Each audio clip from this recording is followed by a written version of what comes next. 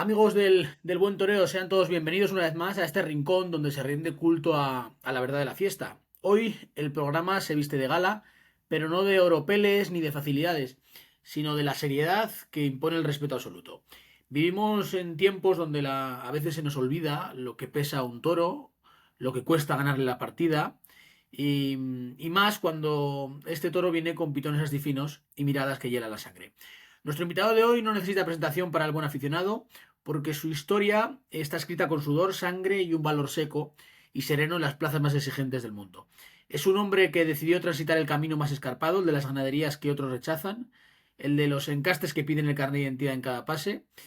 Así que desde Madrid hasta las arenas más turistas de Francia, su muleta ha sido un látigo de mando y sus zapatillas se han asentado donde queman las de los demás. Hablamos, por tanto, de un lidiador total, de una cabeza privilegiada que supo descifrar los jeroglíficos de los Miura, de los Victorino, de los Escolar, un torero que nunca volvió la cara y que hoy, ya retirado de los ruedos, ejerce el magisterio más noble. Es un honor inmenso recibir hoy al maestro José Pedro Prados el Fundi. De verdad, muchísimas gracias por estar hoy con nosotros, maestro. Gracias a vosotros por invitarme. Pues mire, como hacemos con todos los que pasan por aquí, me gustaría que nos cuente un poco su historia, cómo empieza y cómo empieza la historia del Fundi que quiere ser torero y que llega hasta nuestros días. Bueno, pues empieza en mi pueblo, en Fuenlabrada, cuando yo tenía pues 12, 13 años, siguiendo los pasos de mi hermano Ángel Luis Prados, el fundi, el primer fundi torero, que empezaba en esos tiempos a querer ser torero y a visitar capeas y encierros de los pueblos de alrededor.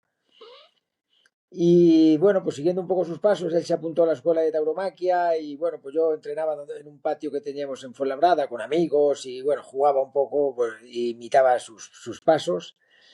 Y bueno, pues llegó las fiestas de Fuenlabrada en septiembre y echaron una becerra para los niños y las mujeres. En la capella se llenó hasta arriba y yo con un trapillo que me hice con una cortinilla de mi madre que era de cuadritos roja y blanca. Bueno, pues me iba a poner delante, ¿no? O quería ponerme delante. Entonces mi hermano me dejó un capote que él tenía viejo, gastado y bueno, de estos malos, pero ya salí yo con ese capotillo, ¿no?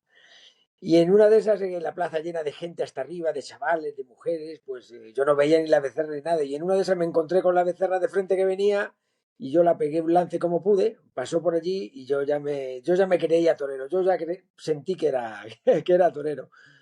Y a partir de ahí, pues bueno, pues ese invierno ya me apunto a la escuela de tauromaquia, siguiendo los pasos de mi hermano, vuelvo a repetir, y ahí empieza todo. En la escuela empiezan a buscar otro trío que continúe la terna de Gillo, Sandín y Julián Maestro, los príncipes del toreo, y querían formar otro trío parecido, y ahí ya me seleccionan y empiezo yo a tirar para adelante. O sea, usted empieza por su hermano. Sí, sí, sí.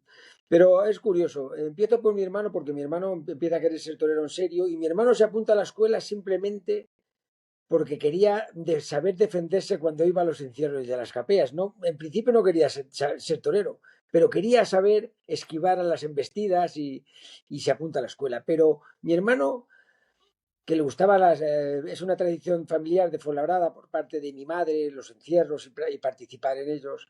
Pero el primer encontronazo fuerte que tenemos nosotros, mi familia, con los toros, es que a mi hermana la mayor, en un encierro en Fuenlabrada, un toro la pega un cornalón tremendo.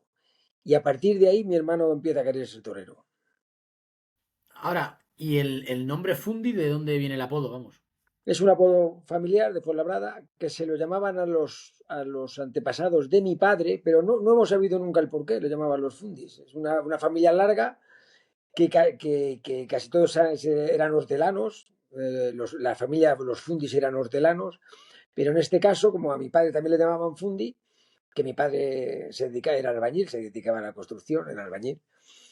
Y bueno, en este caso salió mi hermano y se puso el nombre familiar por parte paterna y yo al principio pues lo seguí. Yo al principio era el fundi chico y al final me quedé con el fundi. Claro, imagino que luego cuando entró el Fandi ya empezaría un poco la confusión, ¿no? No, bueno, cuando entró el Fandi, yo ya estaba. más que Sí, cuajado, él era un chaval de novilleros, su apellido es Fandila y por eso es el Fandila. Fandi, pero yo ya tenía el nombre hecho, entonces, bueno, pues es verdad que daba confusión, ¿no? Sobre todo cuando él empezó a ponerse en figura.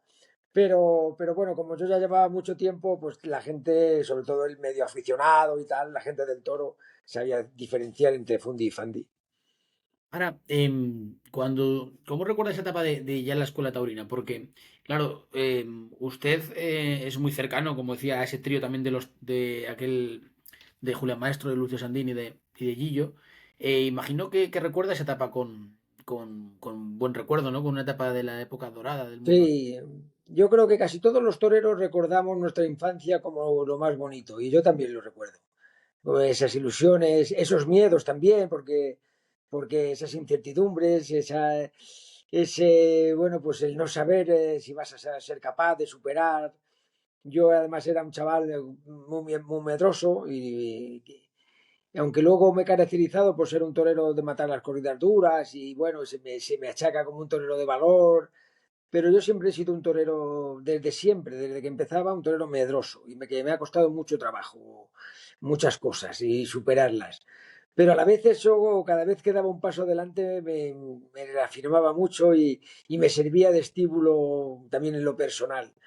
Entonces, esos años de la escuela, cuando eres un crío, ese empezar a hacerte mayor,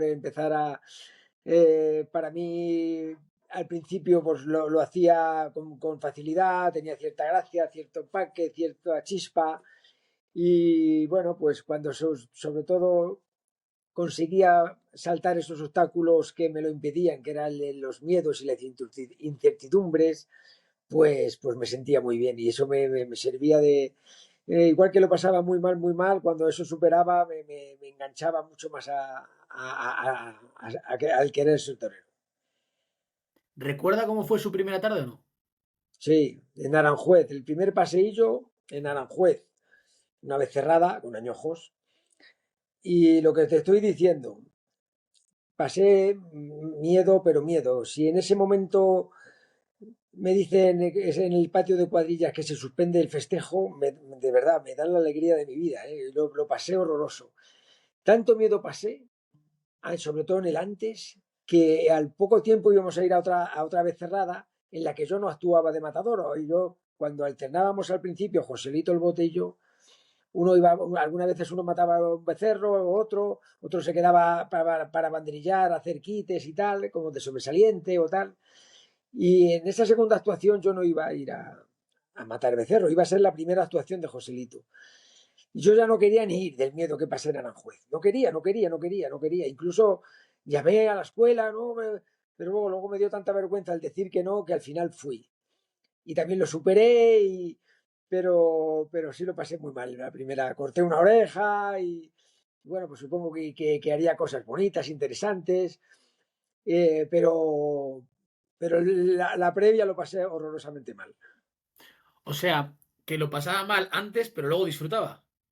Bueno, luego exactamente. Bueno, sobre todo disfrutaba cuando ya se había acabado y ya y daba la vuelta al ruedo y tal, pero lo pasaba muy mal, ¿eh? Muy mal. Yo pasaba mucho miedo. Supongo que todos los toreros pasamos mucho miedo.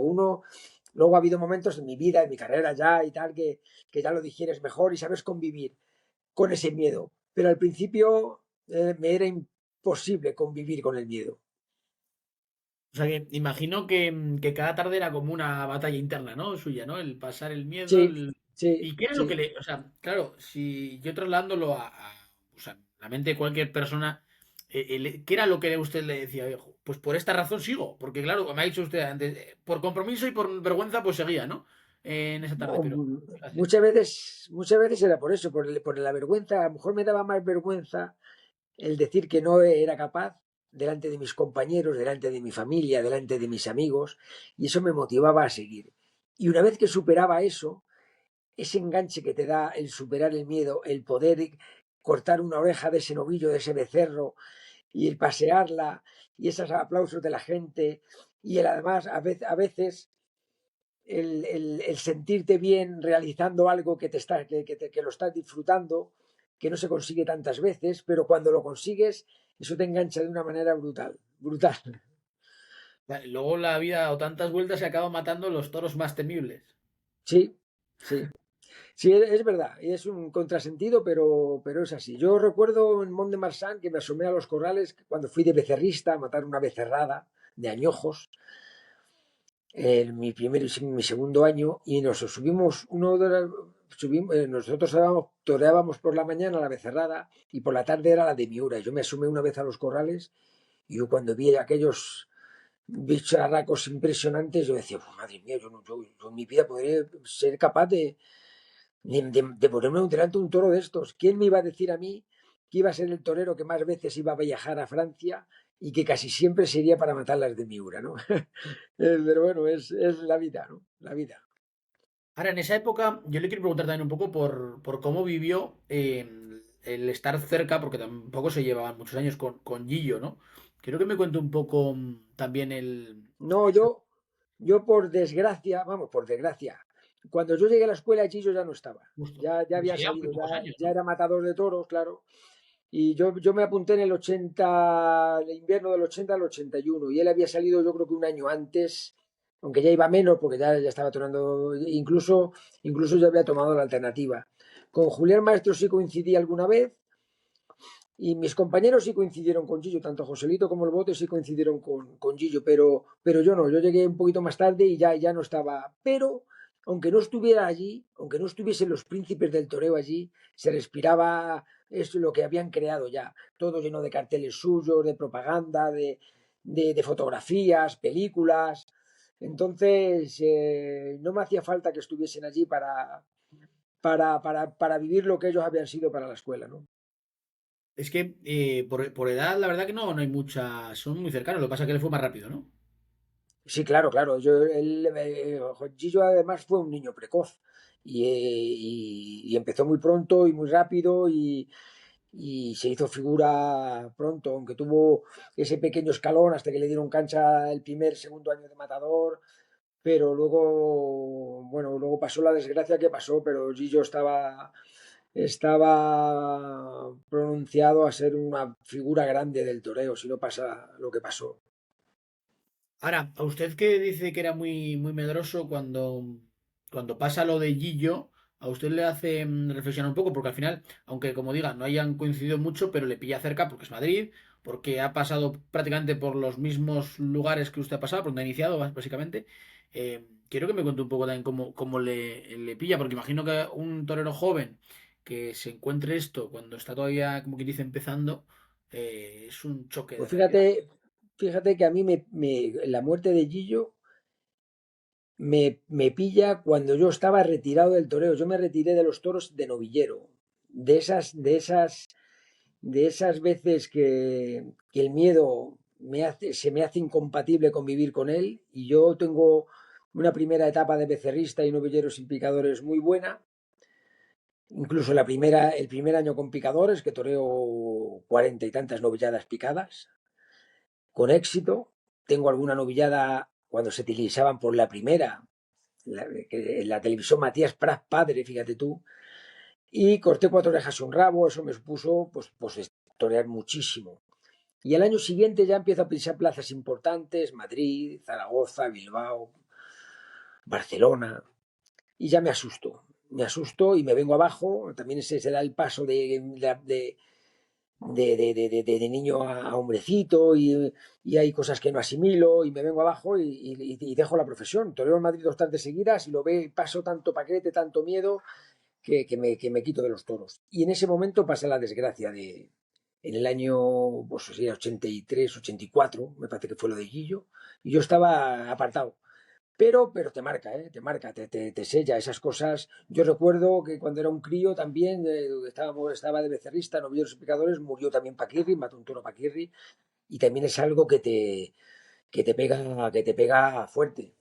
Pero bueno, también es algo que como es tan fuerte, como es tan duro, como es tan de la fiesta de los toros, tan de toreros, pues es algo que cuando consigues, vuelvo a repetir, saltar esa valla y sobre ponerte a eso, pues es algo que te da una seguridad y una fuerza interna tremenda para seguir luchando. una vez que rompes que saltas esa barrera.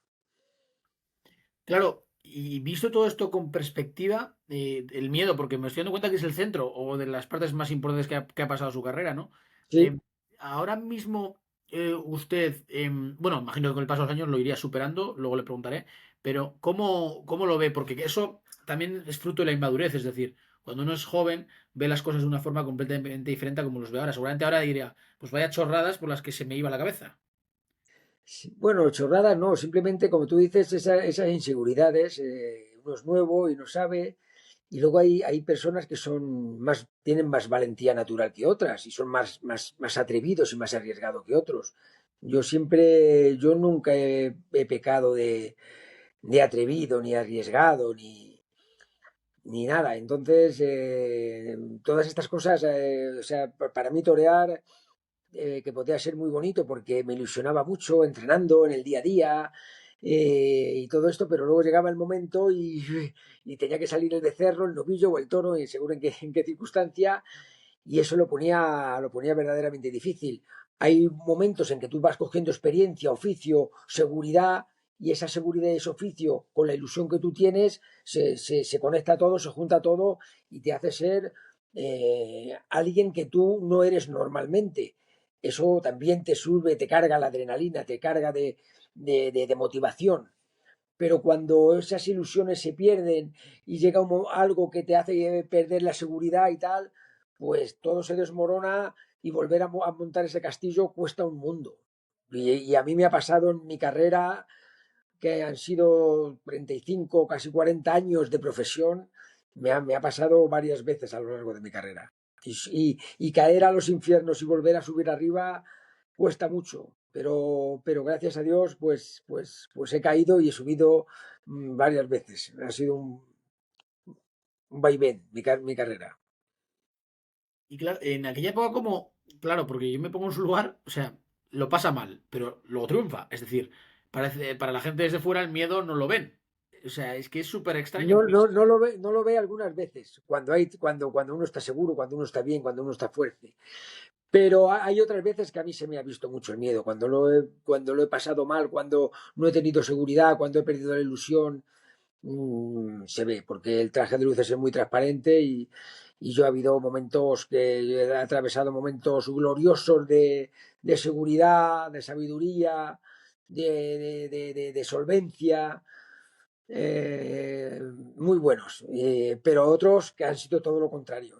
Y eso lo he visto yo y lo ha visto todo el mundo. Ahora, y después de esa retirada, ¿usted nota cuando uno vuelve que le tratan diferente? Me refiero. Ha pasado con muchos novilleros hoy en día, y pasa todavía. Novilleros que nos sorprende que triunfan en todos los sitios también, y de repente se quitan del medio, dicen que no quieren seguir. Algunos han vuelto, otros no. Pero cuando han vuelto les ha costado mucho volver a tener el cartel que tenían antes. Porque es como que el mundo del toro ya ha dado lugar a otros y ya no te tratan como quizás el torero serio porque se ha quitado del medio. Muchas veces, no sé si en su caso, explicó los motivos, pero muchas veces cuando no se explican los motivos, que la mayoría de las veces, pues la gente lo obvia como que algo le ha pasado. Sí, claro, cuesta trabajo. Hombre, yo cuando me quité de novillero y había cogido, yo había tenido mucho tirón de chaval, sin picadores, el primer año con picadores, como hemos hablado antes, y tenía un buen cartelito de chaval, de novillero que funcionaba. Y yo cuando me quité vuelvo ya prácticamente para tomar la alternativa. O sea, yo estoy un año y medio que toreo una novillada o dos, porque me invitan y uno siempre en pueblos cercanos al mío, y bueno, pero prácticamente estoy casi 2 años sin torear. Y se junta que me voy al servicio militar, que yo todavía soy de los que hice la mili, y ahí empiezo otra vez a retomar la ilusión, a empezar a entrenar y tal. Y cuando vuelvo prácticamente para empezar de cero. Yo, para tomar la alternativa, que la tomé directamente, toré ese año que de la alternativa, toré un festival, una novillada sin picadores y una novillada con picadores. Y tomo la alternativa, porque tenía que tomar la alternativa para empezar de cero, pero ya en otra, jugando la liga que quería ir. Y me costó trabajo volver al sitio, coger sitio, que me contratasen en cualquier pueblo. Y sí, gracias a Dios luego todo fue más o menos otra vez rápido, pero pasé de 2 o 3 años, 4, en el desierto, ¿no? sea, ¿usted cree que si no hubiera hecho esa retirada hubiera cambiado su carrera o no? Porque a lo mejor hubieran dado una alternativa en un lugar más fuerte o cualquier tipo de motivo diferente, ¿no? Por el hecho de seguir siendo puntero.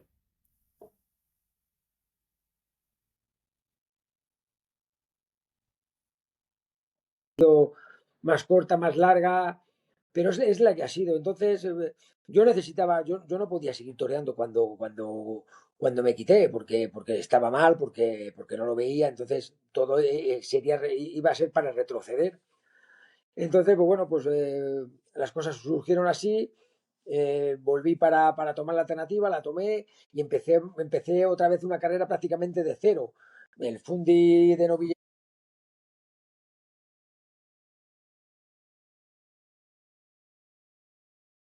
Y así fue. No, no sé cómo habría sido de otra manera. Te cuento cómo fue. Yo le quiero preguntar luego ya cómo se fragua esa alternativa, cómo surge, porque al final lo hace con una persona importantísima para usted, como fue su padrino alternativa. ¿Cómo? No te entendió la pregunta.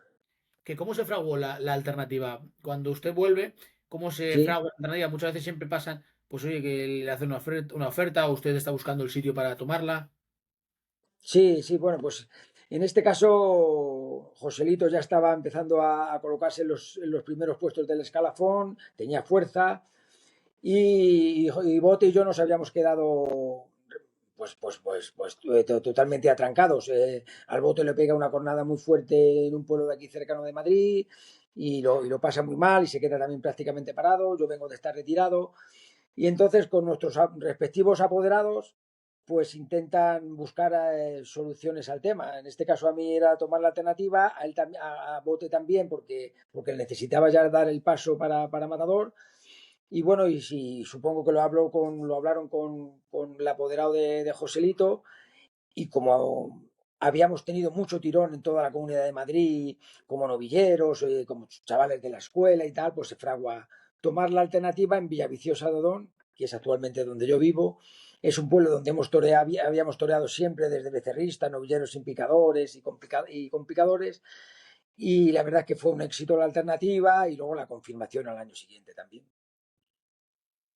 ¿Cómo recuerda esos primeros años de post alternativa? Siempre son los años más, bueno, son complejos, Pues depende cómo lo años, cante. años de mucha ilusión otra vez, de volver a querer entrenar, de estar todo el día pensando en el toro, pero también muy duro porque no me daban casi festejo, lo que me daban eran pues corridas duras en pueblos sin importancia, fuertes, grandes, serias y de lucha. Pero yo lo suplía todo con esa afición y esa ilusión, sobre todo la afición, para saltar todo lo que venía, para seguir para adelante. Recuerdo, pues, sobre todo eso, la ilusión de querer, de querer subir, de querer salir de abajo, de querer colocarme, de querer abrirme un hueco.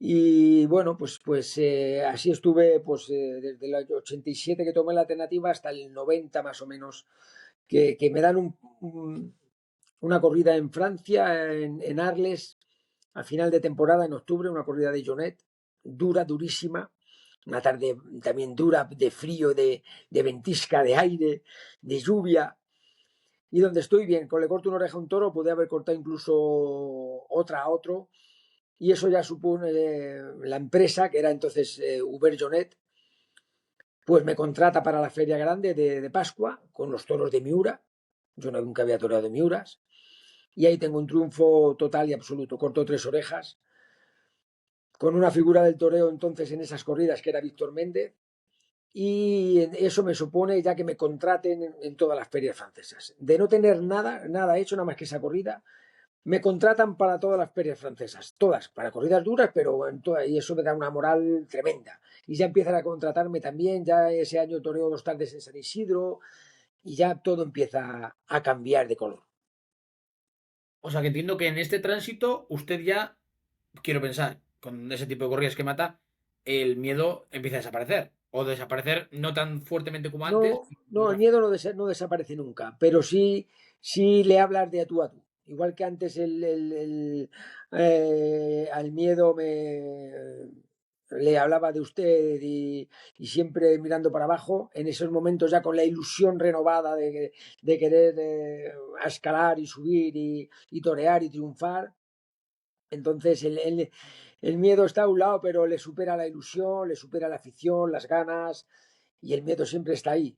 Pero hay cosas en esos momentos, motivaciones que son más importantes que el miedo.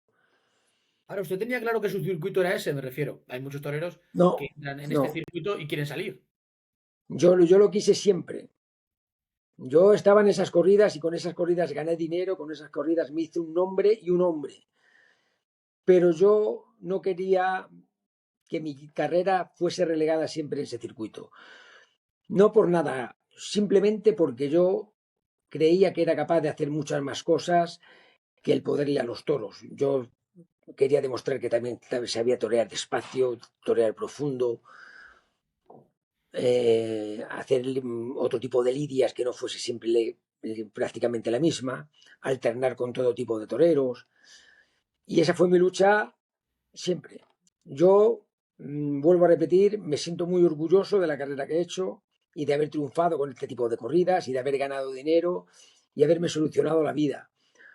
Pero yo quería salir de este circuito desde el minuto uno.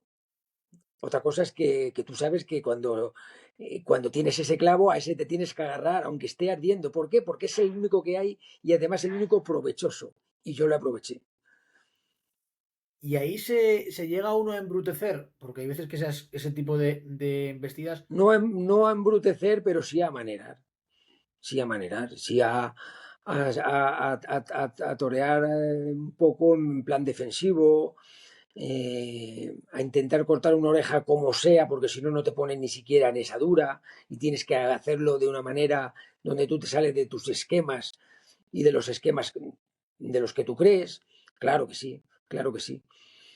Pero uno tiene que intentar también luchar por ser el torero que al final uno quiere ser y que quieres demostrar y que en el fondo a ti te gusta hacer. Sí, sí, pero sí que este tipo de corridas, una de tras otra, una tras otra, una tras otra, te marca y te hace, bueno, pues hacer un toreo muchas veces con el que tú no crees y donde tú sales muchas veces de las plazas asqueado y amargado y es así de lo que has hecho, ¿eh? Pero también te das cuenta de que tiene que ser así. Y hay También, un, pero imagino que también notaría a la salida, porque yo cuando vamos a cualquier tipo de corrida de toros torista, yo noto mucho más respeto al torero en ese tipo de corridas que en el resto. bueno, yo permítame que discrepe. Eh, Al torero se le respeta o se le debe respetar con el tipo de toro que tiene delante. Y indudablemente este tipo de toros, eh, pues simplemente el matar las corridas muchas veces es ya un triunfo, el matarlas con dignidad, con decoro, con guapeza, con destreza. Si encima eres capaz de cortarle una oreja o dos porque aquello ha sido titánico y tal y heroico, pues mejor. Y si además de eso te puedes sacar el haberle pegado 8 o 10 muletazos despacio, decoroso o artísticos o bellos, mejor que mejor. Pero, pero también a los toreros que matan las corridas importantes, las corridas buenas, las corridas de clase, las corridas que embisten para hacer el toreo que pide todo el mundo, también los veo que veo que se los respeta mucho, muchísimo, por parte del público, del aficionado, de la prensa, de las empresas. Y en las corridas duras no siempre se le respeta tanto a los toreros. Todo es mucho más duro. El toro es duro, pero el público también, la prensa también. Y las empresas más. O sea que matar el estar en el circuito de las duras es muy duro. Muy duro. Muy duro. Sí, porque muchas veces yo me refería sobre todo más al ámbito del público, ¿no? Yo creo que el público que va a ese tipo de corridas os tiene, como quien dice, cierta estima porque saben que podríais no venir y estáis dando el callo en mucho tipo de corridas muchas veces, ¿no?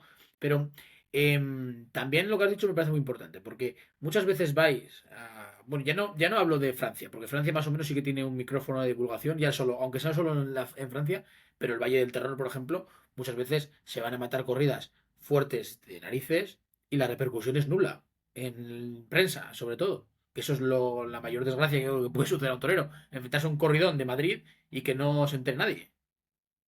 No, y no que no se entere nadie, sino que se habla de una manera casi siempre como muy despectiva, como muy, bueno, sí, sí, los toreros de las duras, sí, bueno, sí, bueno, ha estado voluntarioso, ha estado una palabra muy profesional, muy, pero de una manera siempre vulgarizando, ¿no? Y eso cuando uno lleva en tu profesión 10 años, 12, 14, 15, 20, esa manera de hablar de ti es casi insultante. Cuando no se profundiza en lo que has hecho, no ya en los pueblos, no, en ferias importantes. No se quiere profundizar, sino que se habla como de, bueno, vamos a pasar a otro capítulo porque esto es lo de siempre. Eso duele, eso hace daño, eso es duro, muy duro. Más que el toro. Y luego, también lo que ha dicho del público, que luego en la plaza es cierto, ¿no? Que se os exige mucho más. Imagino que también erais conscientes, ¿no? De que muchas veces, al margen de que vosotros estuvieseis en el cartel, la gran mayoría de veces se considera público torista, es decir, que va casi más al toro que al torero, y se os exige, pues, poner el toro al caballo en condiciones, tratar como quien dice al toro con mimo para verlo en su máximo esplendor.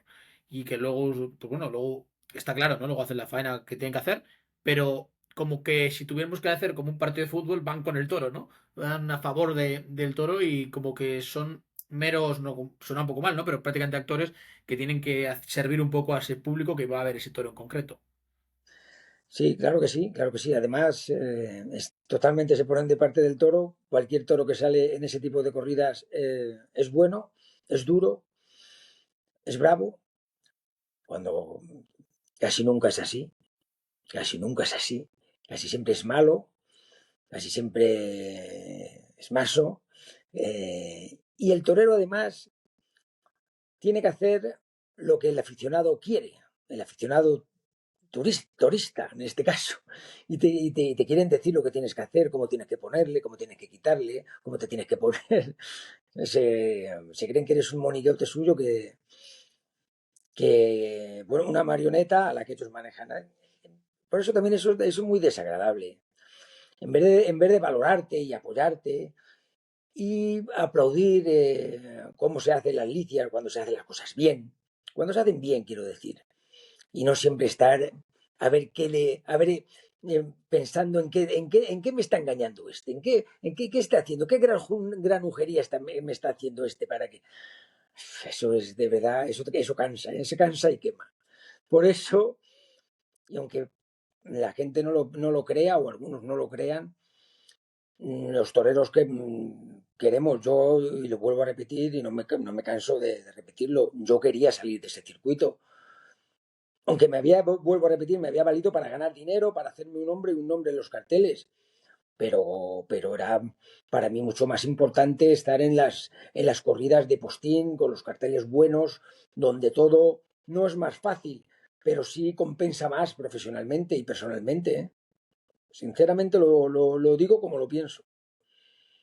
Sí, porque imagino que, claro, yo desde el tendido, para mí es molesto el escuchar lo que decía, ¿no? El crúzate, o cuando está dando una vuelta al ruedo, que siempre hay alguno que te hace así con el dedo, ¿no? Y todo Sí, este tipo bueno, de sí, cosas.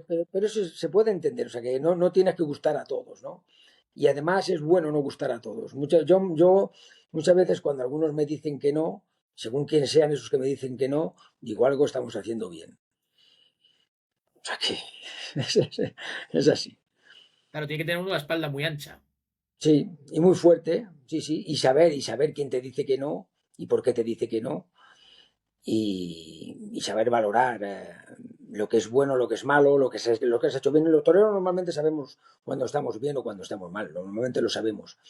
Pero hay veces que estamos también en ese filo de la navaja, de la moral, sí, de que estamos un poco a ver si esto sale bien o no, esta corrida que es tan importante, y entonces estás pendiente de todo, de lo que dicen los aficionados, de lo que va a decir la prensa al día siguiente, de cómo lo van a valorar, para que te puedan poner en otra feria a continuación o no, o repetirte. Y cuando estás uno tan pendiente de eso, todas esas cosas, cualquier cosa te hace daño. Te hace daño. Si es negativa, si es para simplemente para dañar, ¿no? Porque usted leía prensa o no. Al principio sí, sí. Y si no la lees directamente, pues te lo dicen compañeros, amigos, familia. Oye, que mira lo que dice. Y eso te duele, eso te duele. Sí, porque imagino que ahí saben un poco el cronista que les tiene entre ceja y ceja. El cronista Sí, que... también los hay, es verdad, es verdad. Hay gente que les caes mejor, les caes peor, gente que también cambia durante el transcurso de tu vida, de tu carrera. Sabes también quién sabe de esto y quién no, pero aunque sepan o no sepan de esto más o menos, sabes la fuerza que pueden tener y el peso que tienen en la afición, en el toreo. Y bueno, pues al final eso muchas veces hace desnivelar las balanzas hacia un lado o hacia otro. Es que me parece súper ingrato esto, porque prácticamente los cronistas de hoy en día y de toda la vida, ¿no?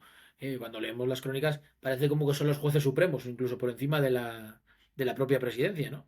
Y Algunos sí. tiene que ser molesto el hecho de jugarte la vida, llegar al hotel, que os habrá pasado, pleno, pensar, oye, hoy he estado bien, leer una crónica y de repente encontrarte una corrida completamente diferente que había pasado. Yo he leído crónicas el mismo día y animo a la gente, ¿no?, que haga este ejercicio. Ver las crónicas de diferentes periodistas, tres, cuatro, no hace falta más, y ver que cada uno ha visto una corrida diferente en una misma corrida, incluso diferente opinión a la mía. Entonces imagino que un torero que se viene a jugar la vida, que se va contento, de repente se lee una crónica que le están poniendo, como quien dice, a parir, y se encuentra con, pues aparte de la soledad que lleváis, pues desolado, imagino, porque te hunde de estar en Sí, sí, sí, sí. pleno a hundirte. Hay muchas veces que sí, hay bastantes veces. De tener tardes que uno sale pletórico de la plaza, de alguna plaza importante, y bueno, por la espada o por lo que sea, no ha salido por la puerta grande, pero tú crees que podías haber sido un triunfo apoteósico, y luego lees la crónica.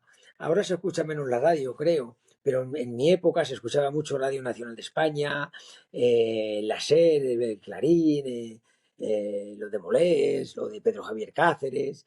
Los coches de cuadrillas teníamos la radio puesta de uno a otro, de uno a otro. Y hay veces que te hundías, cuando tú creías que habías estado bien y escuchabas cosas que, bueno, esto cómo puede ser. De verdad que salí, que acababas el viaje hundido, ¿no?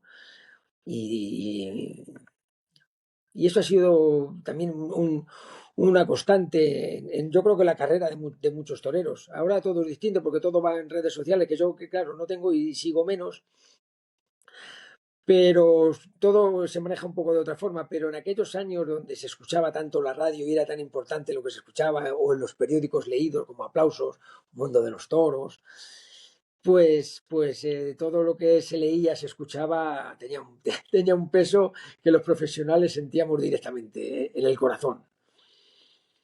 Yo también le quiero preguntar porque claro, en este tipo de corridas a mí me sorprende muchas veces verles a toreros que están mandando esas corridas en los sorteos.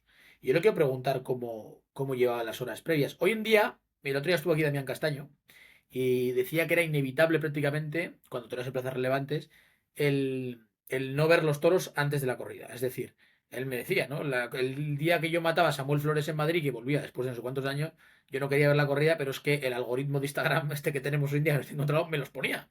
Me Claro, saltaba. claro.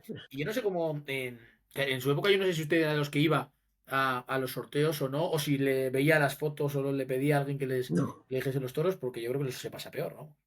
no, yo no, yo no, yo. A mí me gustaba mucho pasear por las mañanas, y muchas veces desde el hotel me iba hasta la plaza de toros y me iba al patio de cuadrillas, veía los caballos de picar, de los aguatrillos, que me gusta tal, bueno, y daba un paseo por un sitio por otro, pero nunca pasaba a los corrales, nunca. Ahora es verdad que hay ya en mi última época yo veía muchos compañeros que se acercaban a los corrales y tal, pero yo no.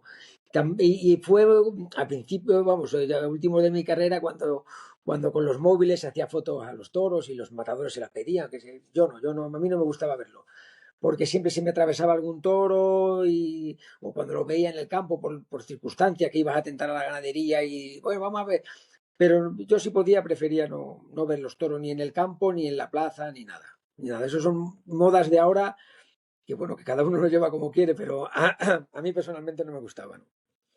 Pero me imagino que cuando llegaba al hotel sí que la cuadrilla le decía cómo eran, ¿no? O tampoco. Sí, bueno, eso sí, eso es, no, Son unos eso es un clásico. sus toros. Eso es un clásico, eso es un clásico que nos pasa a todos y todos te lo quieren adornar. Ah, te ha tocado el más bonito. Tú sabes que cuando te ha tocado el más bonito también te toca el más feo. Y bueno, pero no es tan feo, ¿sabes qué?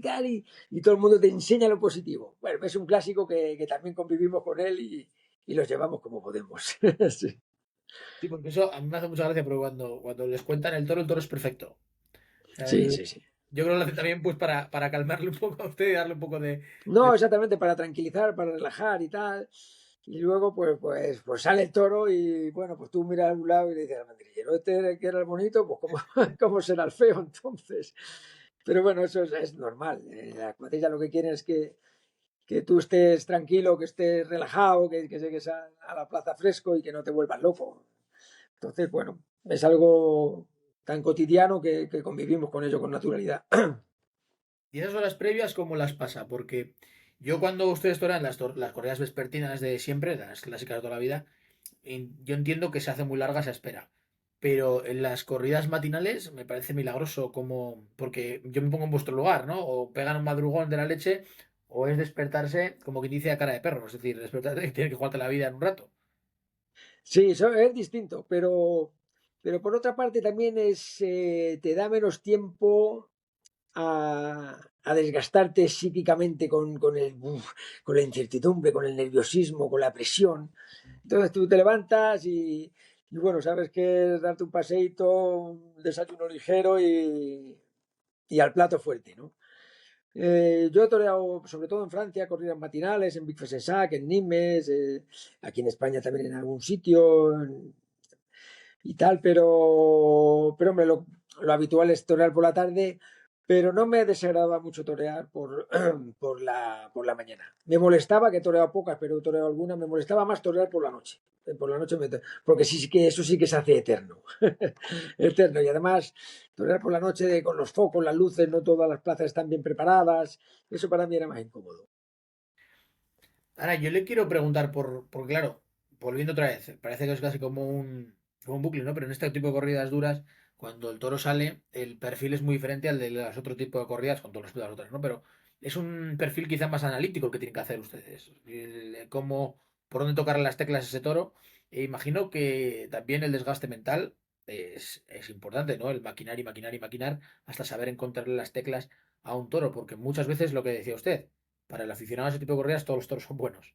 Y parece Sí, que nunca le encuentran las teclas. Y le van a pedir constantemente que usted piense y le rasque lo que tengan en un momento, le exprima. bueno, vamos a ver, cuando tú estás en un circuito, pues tienes que amoldarte al que hay. Y en el circuito de las corridas duras, pues tú sabes que casi nunca te lo van a poner fácil de principio, que siempre van a ser embestidas broncas, duras, ásperas, que no te van a durar mucho, que si te sale uno bueno hay que aprovecharlo pronto. Y bueno, todo eso lo llevas en la mente. Y hay veces que a lo mejor te sale un toro todo lo contrario, fácil desde el principio y suave y tal, y a lo mejor te das cuenta un poco tarde porque no estás acostumbrado a eso. Yo cuando iba a torear en muchos sitios, algunas veces que toreaba por la tarde y había matinales de corridas buenas o de figuras por la mañana o iba el día antes a ver alguna corrida, eso me ha pasado mucho en Francia y veía las corridas de las figuras y veía a los toreros cómo empezaban desde el primer momento asentados y al segundo lance estaban pegando con un capotazo o al primer muletazo se echaban las dos rodillas en tierra empezaban a torear totalmente relajados ya de principio. Yo me quedaba, joder, esos tíos, joder, qué cojones, desde el primer momento, claro, y no es que tienen, o sea, ese tipo de embestidas está ya mucho más controlada, no controlada, pero sí pero sí, sí, sí, sí, sí, Más más clara. definida, mucho más definida desde el principio y no es tan áspera como las corridas que yo estaba acostumbrado. Y para mí era chocante. Mis primeros años de matador, cuando empiezo a triunfar con las corridas estas que te digo, de Miura, de Cuadri, de Vitorino, de Isaías de Tulio Vázquez, de Prieto de la Cal, pues las embestidas son ásperas, broncas, tal. Y entonces tú veías la de Jandilla, la de Zalduendo, y esas embestidas que son todas, yo te digo, que son mucho más obedientes. Pues, pues es chocante y por eso también es otra de las cosas por las que yo quería viajar a ese tipo de Claro. circuitos, porque creía que yo con eso también podía disfrutar, ¿no? Y hacer el toreo asentado y despacio y largo y profundo y bueno, pues otra cosa que no podía expresar con las otras corridas. Ahora, notó que a medida que avanzaba en su carrera se iba consolidando su estatus de un torero que mataba ese tipo de corridas con solvencia. Porque, a ver, yo más o menos su forma de... para entender su forma, que más o menos yo la trato de trasladar a toreros actuales, ¿no? Hay toreros como Fernando Robleño, que tiene el respeto máximo de todas las plazas. Y yo le traslado un poco en ese sentido. Obviamente los conceptos son completamente diferentes, ¿no? Pero cada uno tiene su forma de torear. Pero notaba ese respeto, a medida que pasaban los años de, oye, usted tiene un estatus, tiene no sé si llamarlo un poder, ¿no? Pero un respeto ganado por toda la afición, porque ya saben que usted está en el sitio en el que está porque lleva años haciéndolo y haciéndolo bien. Imagino que a medida que avanzaban los años, usted notaba ese respeto. Sí, claro, hombre, claro, claro, claro. Sobre todo en mis últimos años. Como te he dicho antes, yo subí y bajé mis primeros años. Cuando empiezo a matar esa de Miura, pues esa corrida de Arles que le corto tres orejas y me contratan ya en todos los sitios, me marca a fuego para matar este tipo de corridas. Y yo me agarro a ello como de verdad, con una alegría tremenda y con una fe, porque además me crezco en ese tipo de corridas, la gente me quiere ver en ese tipo de corridas, me lo recompensa y yo se lo agradezco en la plaza con el toro. Pero luego llega un momento en que también veo y ya cojo tal fuerza, tal experiencia y tal dominio que ya empiezo a torear también este tipo de toros como yo quiero torear, de una manera más asentada, más despacio, más artísticamente, y la gente empieza a valorarme y a verme además que soy un torero que no solo soy poderoso ni, ni guerrero, sino que también sé torear despacio y bien en cuanto me lo permiten. Y es cuando llega el momento de esa metamorfosis que yo a lo mejor tampoco había sido capaz, o sea, en esos años de expresar en la plaza, pero llega un momento que empiezo a expresar en la plaza un toreo distinto al que venía ejerciendo, que era de rabia, que era de poder, que era de guerra, y yo me sentía guerrero. Pero llega un momento que el guerrero también quería firmar pipa fumar la pipa de la paz y quería tener otra armonía y empiezo a expresarlo en la plaza y la gente lo empieza a comprender. Y llega un momento que empiezo a torear por los dos tipos de ganaderías. Mato la de Miura en una feria con la del Pilar, con la de con la del Cubillo, con la de Bañuelos, mató la de Vitorino y la del Puerto de San Lorenzo. Ese fue el momento de mayor esplendor de mi carrera, ¿no? Llego a conseguir lo que quería, no dejar las corridas duras, pero sí alternarlas con distintas ganaderías y distintos toreros. Ahora, ¿y cuál es la embestida que usted recuerda más dificultosa? Porque La, la embestida más dificultosa, aquella que usted dice, cuando le tocaba afrontar ese tipo de corridas, ¿qué ganadería? Victorino, Escolar, Adolfo, Cuadri, Miura. ¿Cuál era aquella ganadería que usted sabía que le iba a producir más problemas? Obviamente luego siempre nunca se sabe, ¿no? A veces sale el toro bollante la corrida que menos se lo espera, ¿no?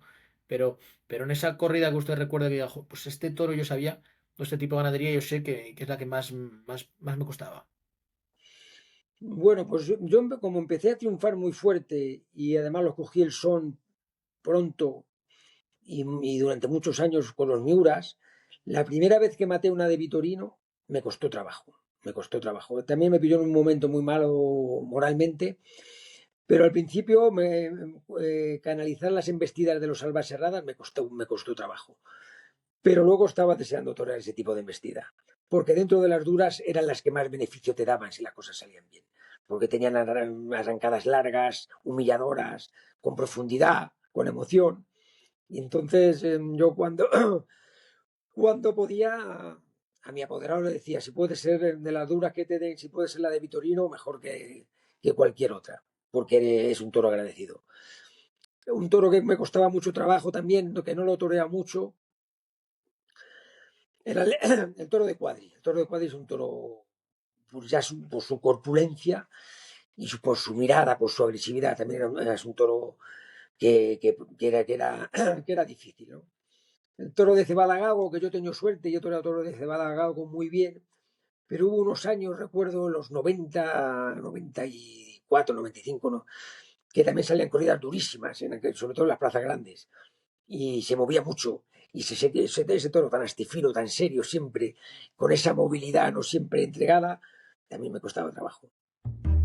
En mitad de la faena hacemos un alto para hablarte de un auténtico tesoro de nuestra tierra, la colmena de Doña Melosa, el lugar donde la miel sigue haciéndose como siempre, 100% natural, pura, sin aditivos y con ese respeto absoluto por las abejas y por el campo que tanto valoramos. Más de 100 años de tradición avalan un producto que sabe a dedicación, a oficio y a sostenibilidad. Cuando eliges la colmena de Doña Melosa, eliges apoyar a una empresa local que cuida lo suyo y lo nuestro. Descubre su miel y todos sus productos en lacolmenadedoñamelosa.com. Y yo le quiero preguntar, porque hay un mito que dice que ustedes notan la piel del toro. El Cid lo dijo aquí, estuvo aquí, nos decía que notaba mucho a la hora de matar que los vitorinos, por ejemplo, decía que tenían la piel muy fina. Sin embargo, que había otro tipo de ganaderías, como el caso de Atanasio, que sí que era más gruesa, ¿no? Obviamente entiendo que influye mucho el clima en el que se crían los, los toros, pero me gustaría si me puede decir si es verdad el mito de que el Miura es tan huesudo como parece, porque imagino que para matar el Miura normalmente tiene unas peculiaridades completamente diferentes, sobre todo morfológicas, al resto de los toros. Sí, sobre todo morfológicas, es un toro casi siempre más grande, más alto, más largo, es muy huesudo, es verdad. Y luego tiene la dificultad de que se orientan pronto de lo que los lleve. Para picarlos, el primer puyazo medio tal, pero el segundo ya van con la cara alta. En banderillas, el primer par se le puedes colocar, pero el segundo, muchas veces, más que embestirte, cuando te van a hacer el embroque y te ve que levantan los palos, lo que hacen es como quitarse los palos, quieren quitárselos antes de llegarte a ti. Es un toro que en ese aspecto aprende rápido y para matarlos, si no andas habilidoso, te puede complicar mucho. Porque como lo hieras una vez o dos, ya saben que cada vez que levanta la espada, incluso se ponen a la defensiva y en vez de investir, lo que hace es pegar un cabezazo para quitarte la espada de la mano. Es un toro dificultoso para matarlo, sí. En su Pero lo de caso, la piel o no piel, eso quizá los toros de Salamanca o del norte tengan una piel siempre más dura, y un pelo más largo que los de Andalucía, ¿no? Seguro que sí. porque en su caso, usted no tenía una estatura de 1,90 m para matar los toros. A veces imagino que usted también se ha dado cuenta del tú a tú del toro. Muchas veces imagino que se daba cuenta de que el toro, incluso los miuras, sobre todo, que son toros que se estiran enseguida, ahí uno se hace incluso más pequeño cuando ve ese toro enfrente. Sí, sí, la verdad que no, yo tengo una estatura, yo creo que media baja, pero bueno, la verdad es que he tenido he tenido altibajos también en mi carrera con la espada, he tenido momentos buenísimos y momentos malísimos. Pero cuando he tenido momentos buenos los he disfrutado mucho y he tenido épocas en las que he matado los toros bien, en los que he disfrutado cuando he ido a coger la espada y me he perfilado y modestia aparte creo que ha habido toros que he matado muy bien. Hombre, hay una estocada suya, que solo diciéndole esto, yo creo que ya sabe cuál es, una de Madrid, que decía que era cervantina, ¿no? Matar muriendo y morir matando. Que tiene Sí, sí, una sí. estocada extraordinaria en Madrid. Esa yo creo que es el Sí, segundo. Yo no sé si usted recuerda, hombre, obviamente por el lugar, ¿no? Pero usted cree que ha sido las mejores estocadas de su carrera. Hombre, murió matando, vamos. no, hombre, no, esa fue una estocada, supongo que dice la del toro de Adolfo con el traje nazareno que me agarra por el, Esa por fue el, como muy por- épica. exactamente. Ese fue una estocada. Bueno, pues ese toro había que matarlo, porque lo podía cortar una oreja que le corté y había que matarlo. Pero he matado toros muy bien en Madrid, en Sevilla, en Bilbao, en Francia, en muchos sitios, en muchos sitios, bien matados. Ese fue una estocada espectacular por la acogida que tuve y que cuando yo me levantaba él se caía, ¿no? Eso la verdad que fue, que yo cuando lo publican alguna vez en televisión o tal, todavía me emociona verme en ese trance, ¿no? Pero no, ha habido otras estocadas mucho más limpias y más bonitas y mejores que esa. Ese año, bueno, el año 2009 también tiene otra incidencia al margen de los ruedos que me gustaría que me cuente, porque imagino que también cambia su vida. El accidente de con el caballo. Efectivamente, sí. Sí, claro, claro que cambia mi vida. Cambia mi vida porque me pilla en el mejor momento de mi carrera y es un accidente pues, que me parte los esquemas, ¿no? Me deja inmovilizado de medio cuerpo y bueno, aunque reaparezco pronto, pero reaparezco con una serie de medicamentos que, bueno, pues, que yo no estaba acostumbrado a controlar en nada de eso, antiepilépticos y todo para que todo funcione mucho mejor. Entonces, cuando reaparezco, en la reaparición ya me pega una cornada a un toro y reaparezco otra vez al poco tiempo y esa temporada, que es el 2009, pues lo paso verdaderamente mal. Me cogen de 4 o 5 toros, muy mal y muy feo, pero donde pago los platos rotos es en el del 2010, que ya yo creo que voy a estar bien y que voy a superar todo. Y es todo lo contrario. Voy de mal en peor, empiezo ya en Olivenza. Bueno, pues corté una oreja, pero con una tarde amarga para mí. Y cada vez en esa temporada sufro mucho, porque toreando unos toros a puerta cerrada, para prepararme para esa temporada, a un toro lo toreo muy bien y me da sitio y moral, y yo me creo ya que recupero las cosas. Pero el siguiente toro que mato me pega un volteretón tan fuerte que caigo sobre los riñones y me deja la espalda baldada. Y a partir de ahí ya no quiero ni que me toque una becerra. Cualquier cosa me incapacita y lo paso muy mal. Y en esa temporada voy de mal en peor, de mal en peor, de petardo en petardo, de bronca en bronca y incluso pienso en dejarlo ya definitivamente porque he hecho la peor temporada de mi vida. Pero también era muy triste irme así y aguanté 2, 3 años más y ya me quité. No vuelvo a coger el sitio que tenía, pero por lo menos no me voy tan desastrosamente como esa temporada del 2010 que fue de desastre, de desastre.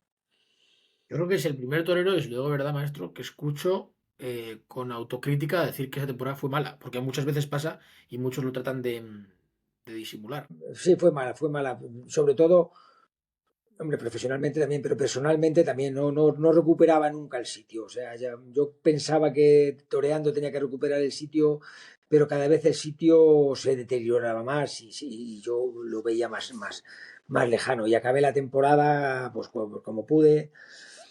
E incluso la última corrida, que me parece que fue en Úbeda, una corrida de Cebada-Gago, que fue también horroroso, la sensación que dejé. Pues le dije a la cuadrilla que se buscara el matador, que seguramente no toreaba ya al año siguiente ni más.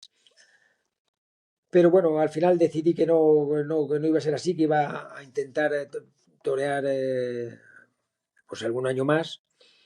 Y bueno, y toreé pues 3 años más, me parece que fueron, me quité en el 12, fue 2 años más. Y bueno, pues te repito que no volví a coger el sitio que tuve en mi mejor momento, que fue el de 2005 al 2008, 2009, sobre todo al 2008.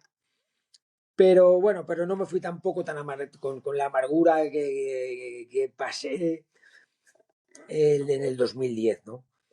Entonces, bueno, pues hubo tardes mejores, tardes peores. Tuve el reconocimiento de Madrid, que siempre ha sido una convivencia muy particular la mía con la Plaza de Madrid, pero bueno, al final pude ver que la Plaza de Madrid me quería y me respetaba como torero, ¿no? Y, y me fui pues con 25 años de alternativa, con 45 años de edad, que era una fecha redonda, y bueno, habiendo hecho lo que había querido de principio, de chaval, de ser torero y vivir del toro y siendo un profesional respetado. Me gustaría que me cuente fue lo que pasó exactamente en aquel accidente con el caballo, porque lo ha contado muy rápido, pero usted lo estuvo, o sea, fue una situación muy delicada. ¿Cuál, perdona? La situación que tuvo en el accidente del caballo, Ah, eh, esa me gustaría que la cuente con un poco de detalle porque la ha contado muy de pasada, pero es una cosa que cualquiera que la cuente no se lo cree que luego usted haya toreado y haya estado todavía en activo varios años más. sí, bueno, en principio, bueno, yo la verdad es que no me enteré. Yo fue practicando la faena de acoso y derribo en casa de un amigo y yo pienso que la yegua que llevaba perdió un poco las manos y al incorporarse me pegó un cabezazo a mí en la cara y caímos los dos al suelo y yo ya no recuerdo nada. Me dijeron que tuvieron que enviar un helicóptero porque no me ponía en pie, porque sangraba por un oído. Y yo ya me acuerdo que me desperté a los 2 o 3 días en el hospital de Toledo y no movía una pierna bien y mi familia parece ser que, como es normal, se asustó mucho y bueno, pues una parte del cuerpo se me paralizó y pues tuve que empezar otra vez a hacer un tipo de ejercicios y de cosas para coordinar. Tardé relativamente poco tiempo porque yo creía las ilusiones de volver enseguida y tal, pero no estaba, no estaba bien. Eh, Estaba con esas medicinas retardantes para, para que todo fuese más fluido y tal, y eso me hacía que no tenía esa habilidad y esa facilidad y esa destreza que yo tenía normalmente. Tuve que aprender otra vez a saltar al callejón, por ejemplo, a coordinar los movimientos de las piernas. Bueno, son cosas que se dicen pronto, pero que quedan ahí un poco. Y como yo no estaba acostumbrado a ese tipo de lesiones, yo podía estar más acostumbrado a cornadas que se curan antes o después, pero este tipo de lesiones yo no supe, no supe llevarlo. Y me equivoqué en reaparecer tan pronto y una vez y otra y otra. Y esas 3 o 4 jornadas que me pegó y esos 4 volteretones que me pegaron ese año, los pagué al año siguiente, que fue el 2010, tan desastroso que tuve. Y también yo creo, o igual es mi impresión, le ha dado mucha importancia o se está dando cuenta de la importancia del coco en la cabeza, de lo mental. Porque hoy en día ya cada vez hay más psicólogos taurinos, ese tipo de cosas, ¿no? Y coaches, ¿no? Como se llaman ahora. Imagino que con el paso de los años se ha dado cuenta también de la importancia de la cabeza, ¿no? Vamos a hablar antes del miedo, ahora también de aquella temporada que iba como a contracorriente. Imagino que te has dado cuenta, ¿no? De la importancia de la psicología, Sí, ¿no? Ya no solo en el toro, en todos los aspectos, pero sobre todo en estos aspectos de riesgo. sí, totalmente. Los toreros siempre vamos un poco, o el mundo del toro un poco por detrás de cualquier disciplina, de cualquier profesión, de cualquier ámbito de la sociedad, es verdad. Ahora es verdad que los toreros ya llevan sus entrenadores personales, sus asesores de imagen, sus psicólogos, pero yo todavía soy un poco, estoy en el eslabón central de lo antiguo a lo moderno. Y yo tiro más a lo antiguo. Y yo, bueno, pues pensaba que todo se suplía como casi siempre, con ganas, con ilusión, con cabezonería si cabe, con cojones. Pero muchas veces los cojones, si son sin cabeza, no te valen para nada. Y en ese aspecto, pues yo me equivoqué, no me trató nadie, no me puse en manos de nadie. Además, yo soy un tío que se lo traga todo, se lo come todo. Y a veces, pues el tragarte todo y comerte todo pues, te hace vomitar cosas que tenías que haber digerido de otra manera tranquila y serenamente, ¿no? Y ahora, ¿cómo vive rodeado de toros? Pues también está rodeado de toros, no está desvinculado en ningún momento. ¿Cómo lo vive? Porque esto es otra faceta en la que muchos siempre dicen que solo lo pueden hacer cuando se retiran. Porque si estuviera en activo a la vez que viendo esos toros correr por las calles, en este caso también en las plazas de toros, contra compañeros que lo pasarían mucho peor. Sí, bueno, yo es verdad, yo ahora veo la importancia que tiene ser torero, lo importante que tienen los toreros, lo se dice vulgarmente, pero es un poco verdad, lo loco que hay que estar para ser torero. Y es verdad que tenemos un punto de locura. Yo lo veo ahora desde otra perspectiva. Yo sigo muy ligado al mundo del toro. Todo lo que me rodea es el mundo del toro. Pero claro, estoy ya totalmente al otro lado, ¿no? Con otra perspectiva. Y ser torero es muy difícil. Y jugarte la vida tarde a tarde es muy difícil. Y empezar en esta profesión y ver a los chavales que empiezan, dónde se meten, cómo asumen las responsabilidades que desde muy pequeños, es digno de admiración. Yo, al poco tiempo de retirarme, me acuerdo que vi una corrida a Robleño en Nimes, una tarde durísima también, con una corrida de Miura, una tarde también de frío, de agua, con una corrida dura, áspera, y ver a ese tío batiéndose el cobre y jugándose la pellica por intentar cortar una oreja. Y fue cuando, cuando yo me di cuenta de la importancia que había tenido mi carrera. Viendo a un tío queriendo cortar una oreja como fuese en una tarde infernal, con una corrida infernal, yo dije, joder, lo que yo he hecho ha tenido mérito. Es para respetar, como casi todos los toreros. Entonces, cuando lo ves desde fuera y ves la guerra todavía que se está librando en cada batalla, te das cuenta de lo importante que es tener soldados en el batallón. Em, por así decirlo, mira, ahora que habéis dicho los soldados, también ha tenido sus pequeños soldados, ¿no? Cuando estaba en la escuela taurina. ¿Cómo se maneja eso? Porque yo me pongo en su lugar. Em, Profesor de una escuela taurina, te vienen con chavales muy educados, ¿no? Pero algunos no. Y luego también le pueden venir los chavales que están en adolescencia. Es decir, un chaval que le cambia la cabeza de un día para otro, que un día quiere ser torero, al día siguiente quiere ser futbolista, que se ponen delante de una becerra. Usted tiene que hacer también de padre prácticamente de cada uno, porque imagino que tiene que ser súper complejo manejar esas cabezas, casi más que las de los Miura. Sí, sí, sí, sí, sí. Es, es muy interesante el concepto y el paso. Pero yo, como lo que viven esos chavales, lo he vivido de chaval también. Entonces, como dice el refrán, el que es que cocinero antes que fraile sabe lo que se cuece en la cocina. Y, y es verdad que los chavales son cambiantes, yo por eso, y como lo he pasado, que yo te he explicado mi proceso de chaval, mis dudas constantes y continuas, pero también mis avances, pues comprendo todo, pero también cuando yo estuve en la escuela hubo una persona que me marcó mucho, que era Enrique Martínez Ranz, por su dureza y por su crudeza, pero a la vez por su entereza y porque nos estaba marcando ya desde el minuto uno, desde que tienes 12 años, que esto no es una extraescolar cualquiera. Esto es una escuela de tauromaquia, donde se va a querer ser torero. Y por muy pequeño que seas, hay que empezar a marcar diferencias y decir, no, no, esto no es que te apunte al equipo de fútbol sala del colegio, ni a flamenco, ni a guitarra, ni a piano. No, esto es el torero y todo tiene un porqué y una consecuencia desde que eres pequeño. Y yo intentaba hacerlo parecido. No puede ser la semejanza porque es difícil ahora en la sociedad de ahora tratar a Sí. los chavales como me trataban a mí. Pero casi, ¿eh?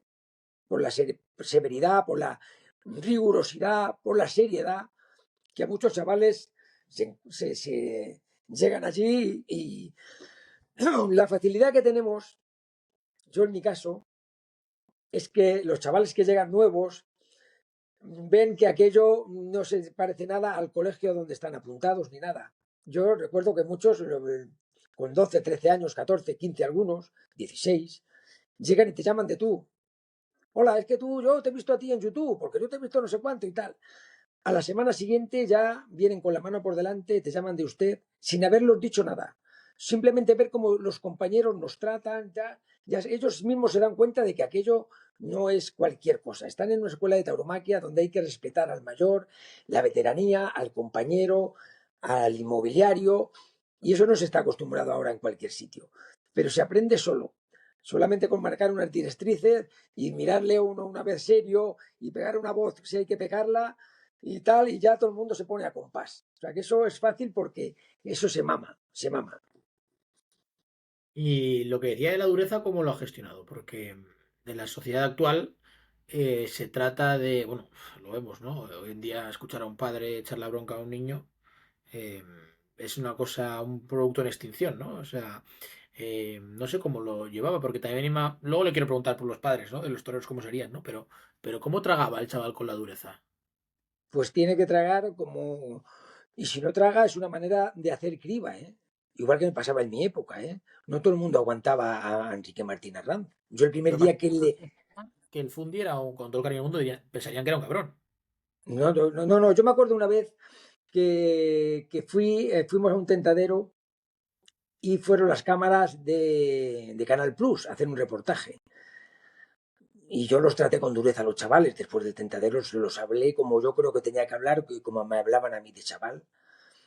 En mi casa, viendo el programa por la noche, cuando salió, mi mujer y mis hijos me decían, pero ¿cómo puedes hablar así a los niños? ¿Pero cómo no te da vergüenza hablar así a los chavales? Bueno, yo me quedé impactado de lo que me estaba diciendo mi familia. Digo, entonces, sí, cuando lo vean los padres de ellos, ¿qué van a pensar? Pero a la vez yo me reafirmaba en que tenía que ser así. Que es que esto no, que es que estos lo que se van a enfrentar es mañana a otra becerra, pero pasado se van a enfrentar a un novillo y al otro a un toro y con 20.000 personas en tal, y que todo va a ser mucho más duro de lo que yo los hablo. Y que además es así, es que hoy han venido 10 chavales a un tentadero, pero se han quedado 30 esperando en la escuela. Y al tentadero tienen que ir los mejores. Y el que no valga para estar bien, tiene que venir y ir otro, porque los ganaderos también quieren ver las becerras y quieren que todo funcione bien y que el tentadero se haga bien. Y las cosas tienen que ser así, porque esta es una profesión dura, durísima, difícil, dificilísima. Y nada más que van a llegar los mejores. Y los mejores son los que aguantan delante del toro y delante de la presión de la gente, de la presión del profesor, de la presión del toro que tienes delante, del ganadero que te está hablando, o sea, muchas, muchas cosas. Y todo eso es una manera de cribar para el que tiene verdaderamente personalidad y fuerza para subir. Es así. Decía Tony Nadal, el tío de Rafa Nadal, que fue el principal entrenador de él, me acuerdo que decía que antes del partido contra Federer le decía, Federer es mejor que tú con la derecha, pega mejor revés, le decía, yo si quieres te miento, pero en un rato vas a ver la realidad. O sea, esto es exactamente parecido a lo que me estás contando. O sea, No, que no, yo si quieres te puedo poner todo el mundo del toro, pero cuando salgas a enfrentarte a un toro, te va a poner en tu sitio. eso es, eso es. No, no, no, yo te puedo decir, oye, mira, sí, bueno, es que el becerro es verdad que se metía un poquito. No, eso no vale para nada. Se metía un poquito, pero para eso tú tienes una muleta que toca por un sitio, toca por otro, que le baja la mano, que aguanta el tirón y tal. Y si te tiene que pegar una voltereta, que te la pegue. Y si te tiene que pegar dos, tal. Y puede llegar la cornada y cosas que pasan, ¿no? Pero es que eso es así. Y vuelvo a repetir, esa presión, esa criba, esa dureza, ese, esa manera esa exigencia con el toro y con el paso del tiempo va a ser multiplicado por 1000. Y a eso hay que empezar a los chavales a inculcarlos desde pequeños, desde muy pronto, porque esto no es una profesión cualquiera, es una profesión donde el toro hace daño. Y la relación con los padres, ¿cómo era? Porque yo imagino que también está el típico padre, lo visualizo, ¿no? El padre normal, pero también me imagino el padre que piensa que su hijo va a ser figura del toreo pasado mañana. Sí, pero bueno, eso también es algo que tienes que convivir con ello. Todos se creen que sus hijos son los mejores, como es normal. Yo intentaba dar poca cancha en ese aspecto a los padres y no tener mucha, pero con educación y con respeto, como quería que tuviesen ellos conmigo. Y a muchos padres que me llamaban, no, no, es que fulanito ha ido, es que fulanito ha ido a este tentadero, es que fulanito lo habéis puesto en esta novillada y tal. Digo, mira, me has hablado de tres que torean más que tu hijo. Digo, a que te nombro yo 40 que no me vas a nombrar tú que torean menos que tu hijo. Claro, ya con eso ya se callan, porque es verdad que hay gente que torea más que el tuyo, pero gente que torea mucho menos que el tuyo. Y claro, entonces uno tiene tablas también para intentar solventarlo, pero es imposible hacerle ver a un padre que su hijo es peor que los demás. Eso es imposible. Decía, decía Bojilla que él para apoderar a un torero tenía que tener el parte de defunción de su padre, para que no se le metiera. ¿Y quién era su... Yo ahora le voy a pedir que se moje. ¿Quién era su ojito derecho, el alumno del que más orgulloso se siente? Yo le voy a poner a un brete porque, claro, tendrán 1000 alumnos, pero del que más orgulloso se acabó sintiendo, decir, mire dónde ha llegado este torero y de chaval daba gusto, ¿no? No, ha habido bastantes chavales que han tenido una rigurosidad en su ritmo. Mira, yo me acuerdo de un chaval que era poco a poco, que era frío y tal, pero que al final consiguió cosas importantísimas, que era Tellez, Ángel Tellez. Y un chaval que ha sufrido mucho, porrazos y cornadas y roturas de huesos, pero el tío ahí. Y no era el que más destacaba de su promoción, pero siempre estaba ahí. Y siempre estaba con dignidad, con entereza, con entrega, con seriedad, con mucho respeto a todo. Y cuando le vi salir a hombros en Madrid en su confirmación, no sé si fue su confirmación, pues se me saltaban las lágrimas de ver que en un caso parecido, que es de su misma cosecha, Guillermo Pulido, pues otro chaval, ahí está, chavales que han salido de esa jornada, como Burdiel, otro anterior como Siegas. Hay chavales que han merecido la pena, otros que no han llegado, pero que han sido muy serios y que, bueno, por circunstancias, pues se han tenido que apartar o siguen luchando. He cogido chavales que se han quedado de becerristas cuando yo he salido, otros ya de novilleros. La verdad que hay chavales a los que ha merecido la pena apoyar, ¿no? Y con otros que me he equivocado y ahora los veo que bueno, que están funcionando y yo a lo mejor no me daba cuenta de, de su potencial que tenían y con el tiempo pues han sacado cosas importantes y están ahí en la lucha, ¿no?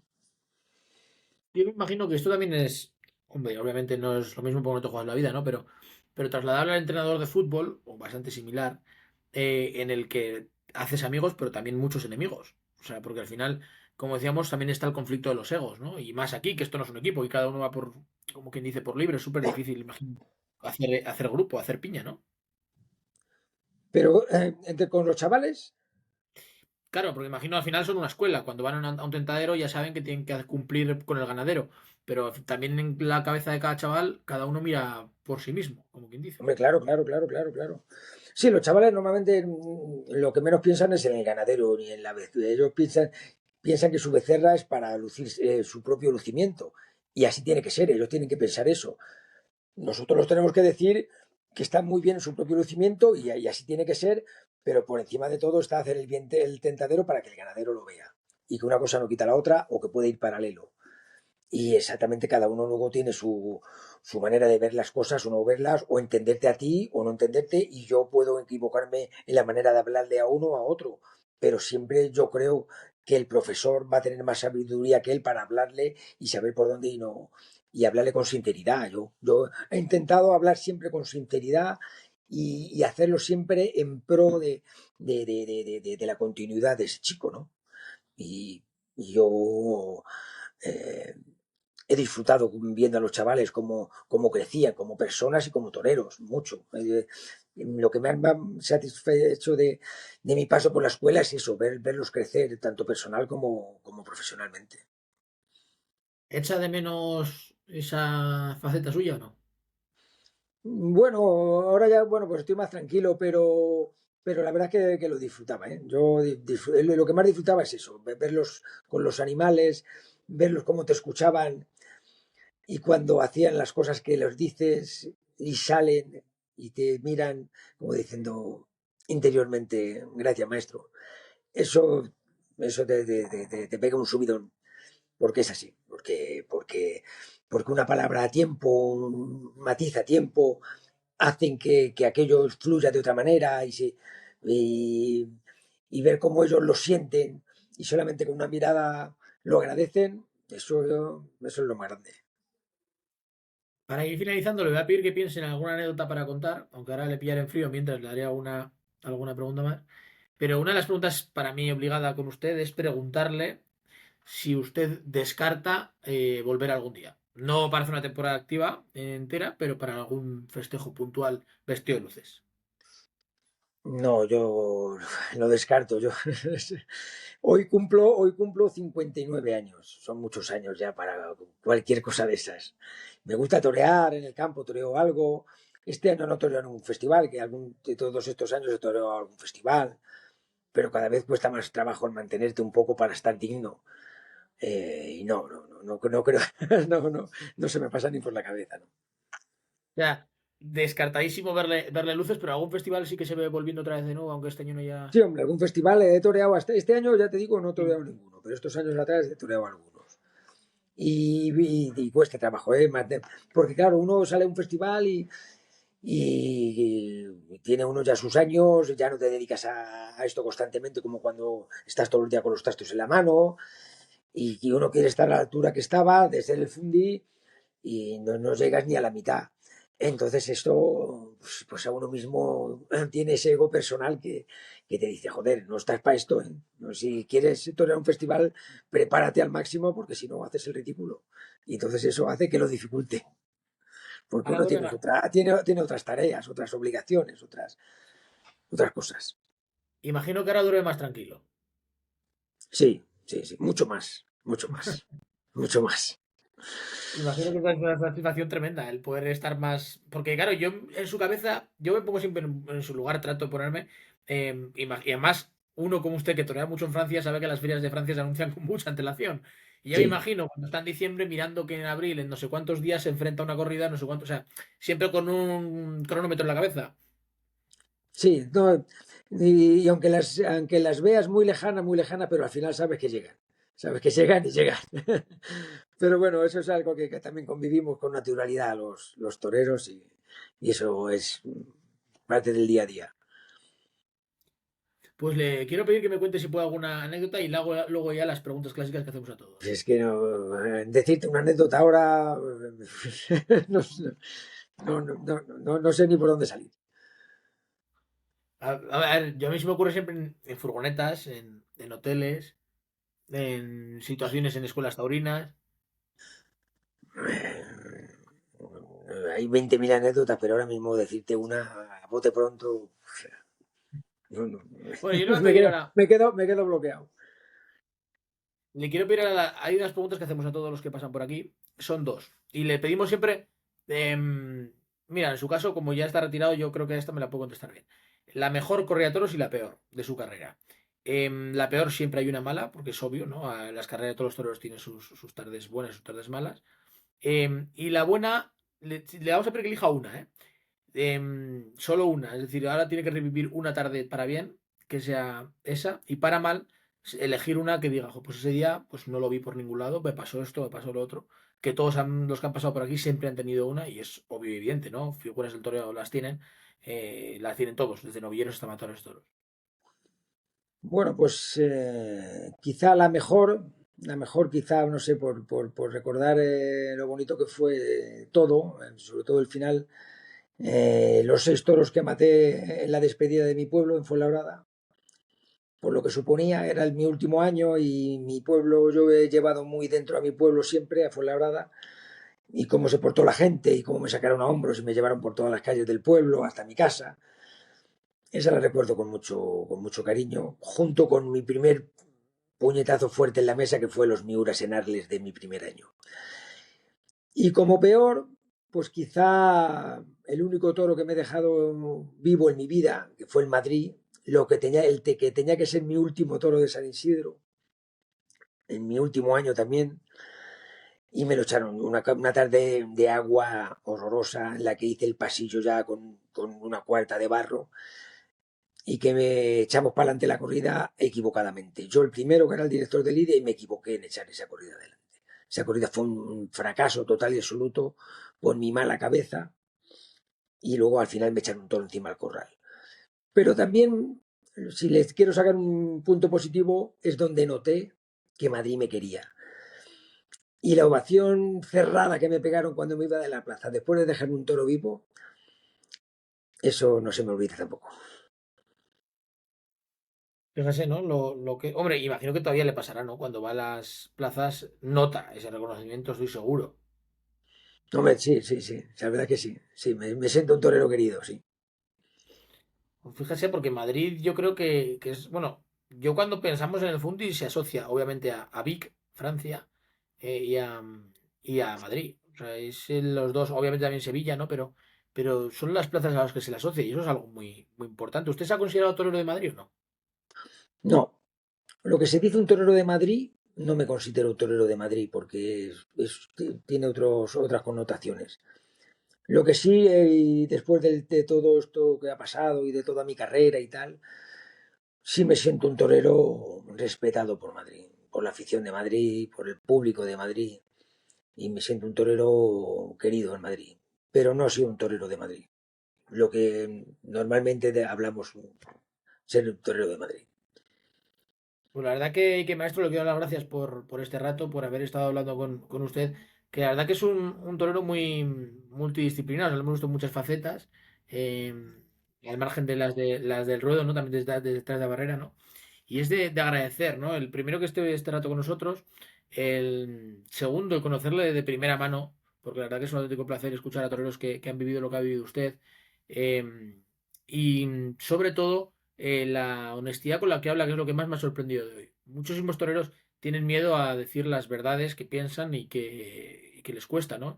Y el escuchar a toreros como usted decir me equivoqué, o aquella tarde no di la talla, o que aquel día no estuve bien, o que aquella temporada no fue buena, al margen de los éxitos que todos los conocemos, me parece que es algo que habla muy bien de su honestidad, de su forma de ser y de su honradez. Algo que, como digo, hoy en día está en auténtica, como dicen, en extinción, ¿no? Así que de verdad, maestro, le quiero dar las gracias por este rato, por su sinceridad y sobre todo por este tiempo. Nada, gracias a ti. Y bueno, he intentado hablar con honestidad y sinceridad, pero algo me habré guardado seguro. Pues la verdad que, maestro, muchísimas gracias por este rato y ojalá, aunque no sea vestido de luces, pero algún festival le podamos ver pronto de nuevo. Un fuerte abrazo, maestro. Un fuerte abrazo, muchas gracias. Saludos para todos. Gracias. Hasta luego.